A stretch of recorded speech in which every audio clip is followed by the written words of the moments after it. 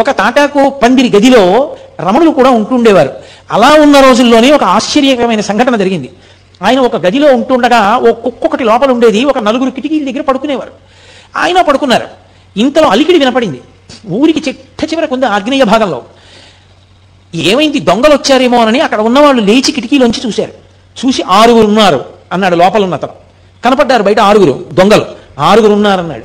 అనగానే వాళ్ళు కిటికీ అద్దం బదలగొట్టి కిటికీ బదలగొట్టారు. బదలగొట్టి లోపల ఎంతమంది ఉన్నారు రా, ఎవరున్నారు రా అని అరిచారు.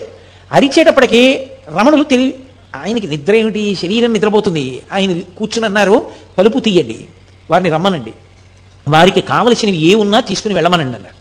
అంటే వాళ్ళు దొంగలు చాలా ఉద్రేకంగా ఉన్నారు, వాళ్ళు మనని కొడతారేమో అన్నారు. వాళ్ళు పాపం ఆ స్థాయిని ఇంకా పొందలేదు, వాళ్ళు దొంగతనంలో ఉన్నారు, వాళ్ళు ఉద్రేకపడచ్చు, కానీ మనం ఎందుకు ఉద్రేకపడాలి, తప్పు కదా, తీయండి తలుపు అన్నారు. అంటే తలుపు తీశారు. తలుపు తీసి లోపలికి వచ్చి వాళ్ళు బడితే కర్రలు పెట్టి ఆ చుట్టూ ఉన్న వాళ్ళని, అరిచిన కుక్కని కూడా కొడితే కుక్క భయపడిపోయి పారిపోయింది గదిలోకి. వాళ్ళు కూర్చున్న రమణుల దగ్గరికి వచ్చారు. వచ్చి ఏం దాచావు చెప్పు, నీ దగ్గరికి చాలా మంది వస్తారు కదా, ఎంత ఉంది చెప్పమన్నారు.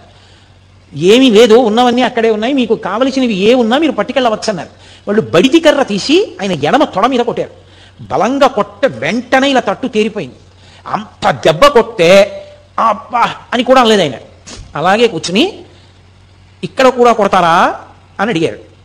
అసలు బుద్ధి ఉందా వీడికి, అంత దెబ్బ కొడితే ఇక్కడ కొడతావా అని అడుగుతాడేంటి అని ఆ శిష్యులు అందరినీ కొట్టారు. కొట్టిన తర్వాత వెతికారు. ఏదో 4 రూపాయలను, యాపిల్ పండు, కొద్దిగా బియ్యం అవి ఏవో దొరికాయి. అవే మూట కట్టుకుని వెళ్ళిపోయారు.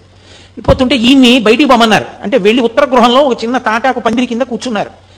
ఒక అతను చూశాడు, రామకృష్ణ అని అతను చూశాడు. ఇంత తట్టుంది ఆ తొడ మీద, ఇంత దెబ్బ కొడతారా అని ఇనప ఓచొకటి తీసుకుని ఇవాళ ఒకడినైనా చంపేస్తానని వెళ్తున్నాడు.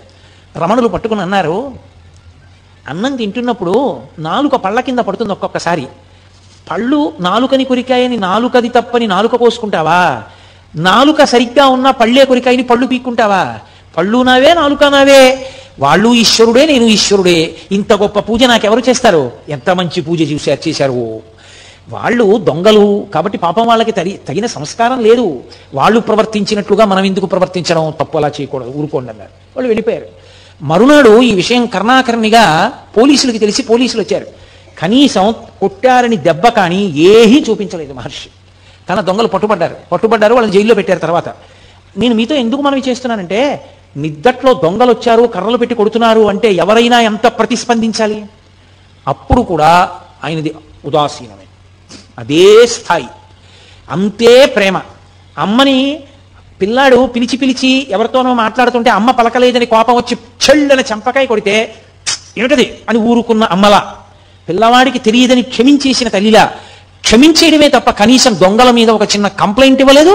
ఎప్పుడూ ఆయన అసలు మళ్ళీ ఆ సందర్భాన్ని స్మరించలేదు.